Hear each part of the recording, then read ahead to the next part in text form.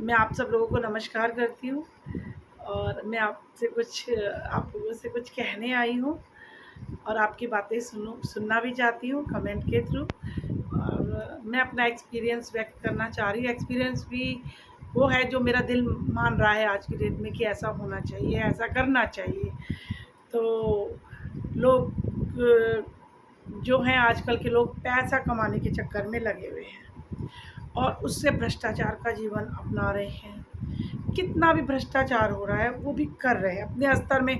छोटे से बड़े लोग भी जो जितना करप्शन कर सकते हैं वो कर रहे हैं। तो दुनिया में एक मैसेज अच्छा तो नहीं है कि भी बहुत अच्छा मैसेज जा रहा है कि हमारे मतलब कि हम भारतीय लोग अच्छे हैं। हम लोग क्या करते हैं, नकल ही करते रह गए दुनिया की। विदेश में ऐसा हो रहा है, उसमें ऐसा हो रहा है, उनके काम को हमने कम अपनाया जितना अपनाना चाहिए। पर उनकी फ़ैशन, उनका आधुनिकता, उनका कल्चर हमने सब अपना लिया। और उस हम सोचते थे अपनी लाइफ में कि हम बहुत मॉडर्न हैं। हमारे बच्चे सोचते हैं हमारे माँ-बाप बहुत गँवार हैं, इनको कुछ नहीं पता। लेकिन इन सब चीज़ों के पीछे भागकर आपको क्या मिला? मेरे अनुभव से तो कुछ नहीं मिलता। जो आपका मन है वो कभी शांत नहीं होता, वो अशांत रहता है। चाहे आप इसे कितना ही तृप्त क्यों ना कर लो। आपको अगर सोचते हैं कि हम परिवार में संतुष्ट हो जाएँगे, हमारे बच्चे बड़े लायक हैं, हमें रोटी दे रहे हैं, हम बड़े संतुष्ट हैं। हमारे बच्चे नालायक हैं, हम सड़क पे पड़े हैं, हम बड़े दुखी हैं। इस तरह की वगैरह-वगैरह समस्याएँ हैं लाइफ़ में, बहुत लाइफ़ में है। उसके लिए हमारे देश में बहुत लोगों जो हैं, जो समझ चुके हैं कि ज़िंदगी का अर्थ क्या है? हम यहाँ क्यों आए हैं?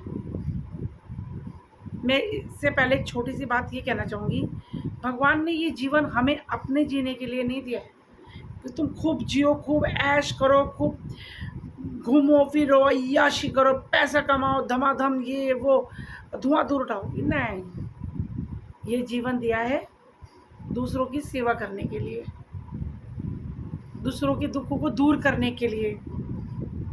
अगर तुम ये सब अच्छे कर्म करोगे तो अच्छे ही मानव का धर्म जन्म आपको मिलेगा। आप पैसे वाले बन गए, व्यभिचारी बन गए, अत्याचारी बन गए, करप्टेड बन गए, तो आपको मरने के बाद तो वहाँ पे तो कोई अधिक जो भगवान है वो सोर्स लगा के नहीं देखेंगे कि ये जी अंबानी है, भारत में पहले नंबर के या बहुत अमीर है, उद्योगपति हैं, इनको पकड़ के इनको जब फर्स्ट कैटेगरी में डालो, वो भी उनके कर्म देखेंगे। जैसे एक सामान्य व्यक्ति का कर्म देखा जाएगा, वैसे अंबानी जी का भी कर्म देखा जाएगा, अब अडानी जी का भी देखा जाएगा, मोदी जी का भी देखा जाएगा, राहुल गांधी का भी देखा जाएगा। सबके कर्म वहीं देखने हैं भगवान के पास। तो मरना है ये निश्चित है, मरना ही निश्चित है। जीना हमें ज़्यादा दिन है नहीं, ज़्यादा किसी ने जी लिया तो 80, 100, इससे ज़्यादा तो किसी की लाइफ नहीं है। तो हम क्यों ना ऐसा काम करें जो लोग हमें पूछें, हमें याद करें हमारे मरने के बाद भी, और एक दूसरे का एग्ज़ाम्पल बने हम लोग और हमसे लोग मोटिवेशन लें। जैसे मैं भी अधिकतर देखती रहती हूँ, सुनती रहती हूँ, तो मुझे बहुत मोटिवेशन मिल रहा है और मैं आपके समक्ष कहना चाहती हूँ। देखो, एक बात छोटा-सा एग्ज़ाम्पल मैं और देती हूँ। अनंत अंबानी जी की जो शादी हुई है, हज़ारों करोड़ रुपए लगा दिए गए, वो शादी 7 महीने तक। लेकिन इससे क्या फ़ायदा है? इससे क्या वाहवाही हो रही है? अगर वो चाहते, इतने बड़े भारत के नंबर 1 हैं और बाकी विदेशों में उनका छठा 7वां स्थान है, तो उससे क्या फ़ायदा हो रहा है गरीबों में? क्या फ़ायदा हो रहा है समाज को? अनंत अंबानी की शादी से किसी को क्या सपोर्ट मिल रहा है? जो वहाँ पे बड़े-बड़े लोग आए, उनको 2-2 करोड़ का रिटर्न गिफ्ट मिल रहा है, या उनको दे रहे हैं वो गिफ्ट, वो उनको दे रहे हैं वो गिफ्ट। क्या गरीब लोगों के लिए उनके मन में कुछ नहीं? अरे इससे बेहतर था कि वो करोड़ों घर बना देते बेघरों के लिए, मुफ्त में चिकित्सालय बना देते बीमार लोगों के लिए, मुफ्त में स्कूल बना देते।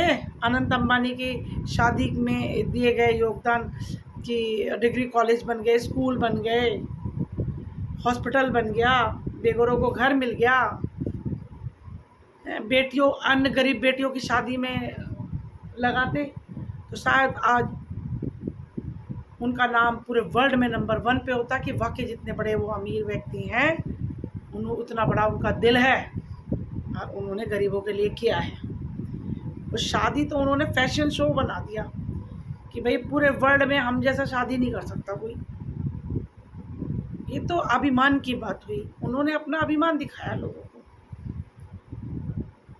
पर सुखी तो वो भी नहीं है अपने बेटे की वजह से, अपनी बेटे की बीमारी की वजह से। भगवान का सहारा तो लेते हैं, वो दिखाई देता है भगवान की बहुत पूजा कर रहे हैं, साधु संतों की बहुत पूजा कर रहे हैं, तो भगवान के बंदों के लिए क्या कर रहे हैं वो? गरीबों के लिए क्या कर रहे हैं जो उनको करना चाहिए? मैं एक एग्जांपल देती हूँ, मैंने भी सुना था कहीं कि एक छोटी सी स्टोरी है जो मैं आपके सामने समक्ष लाना चाहती हूँ। एक व्यक्ति था, बहुत अच्छा था, मतलब बड़ा कमाया उसने, लोगों का खून चूसा, इधर रिश्वत मारी उधर रिश्वत मारी, करोड़ों की जायदाद इकट्ठा कर ली और बड़ा एंजॉय कर रहा था अपनी लाइफ में। जैसे भी कि हमारे एंजॉय का मतलब आप समझ सकते हो, घूम रहे थे, फिर रहे थे, ऐसे कर रहे थे। उसका जो साथ में जो उसका पार्टनर दोस्त था वो एक दिन मर गया, 60-70 साल की एज में वो मर गया।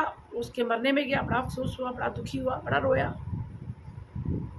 उसको उसके बाद चिंता हुई कि मैंने जो इतनी धन संपत्ति अर्जित कर रखी है उसका क्या होगा? उसको तो मैं अपने साथ ऊपर लेके जाऊंगा। इतना मैंने मेहनत किया है, अपना इतना समय बर्बाद किया है, मैं उसको लेकर जाऊंगा? मैं इन सुविधाओं के बगैर तो ऊपर रह नहीं सकता। मैं कैसे रहूँगा वहाँ, कहाँ भटकूँगा? तो ऊपर ले जाने का भी इन संपत्तियों का कोई ना कोई साधन तो होगा, तो वो मैं ढूंढता हूँ। तो उसने हर एक से बोलता था कि भाई जब हम मरेंगे तो अपने साथ ये सुख सुविधाएं ले जाना चाहते हैं, क्या कोई रास्ता है? तो लोग कहते हैं अरे ऊपर कौन क्या लेके जाता है, तो तुम लेके जाओगे। तो उसने कहा नहीं नहीं मुझको लेके जाना है। लोग कहते थे पागल है, इसका दिमाग घूम गया है, इसका कुछ नहीं हो सकता।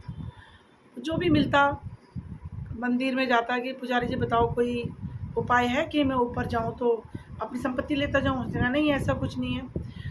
कहीं पे भी हर महफिल में किसी गरीब से, किसी उससे उसको वो जवाब मिला नहीं। 3-4 साल हो गए उसे भटकते हुए, लेकिन उसने कहा नहीं मैं तो रास्ता ढूंढ के ही रहूँगा, मुझे तो लेके जानी है अपनी सारी सुख सुविधा। फिर वो जंगलों में चला गया भटकते हुए, एक साधु मिल गया उसे घूमता हुआ औगड़। उसने कहा महाराज जी आपको चरण स्पर्श करता हूँ। कहते हाँ ठीक हो जी, हाँ ठीक हो, लेकिन मुझे आपसे एक बात पूछनी है। उसने कहा क्या? कि मैं मरूं तो मैं अपनी सारी दौलत साथ ले जाना चाहता हूँ, इसका उपाय है क्या आपके पास? उसने कहा हाँ है, इसका उपाय है मेरे पास। उसने कहा क्या है?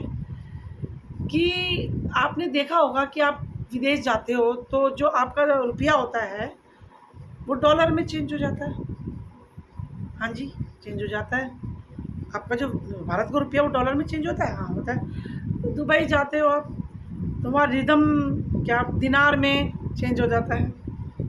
हाँ हो जाता है। तो इसी तरह ऊपर जाने के लिए आपको पुण्य की ज़रूरत पड़ेगी। पुण्य जो आप पुण्य इकट्ठा करोगे उसी से आपको सारी सुविधाएं मिलेंगी। इसलिए ये जो दौलत आपके पास बची है उससे पुण्य खरीदो। पुण्य जब आप खरीद लोगे तो आपको सारी सुविधाएं वहाँ मिल जाएंगी। तो ये उपाय उसको समझ में आ गया। तो मैं आप लोगों से यही कहना चाहूँगी, क्या आप लोग पुण्य खरीदोगे? ना बेटा जाएगा, ना बेटी जाएगी, ना पत्नी जाएगी, ना माँ जाएंगे, ना बाप जाएगा।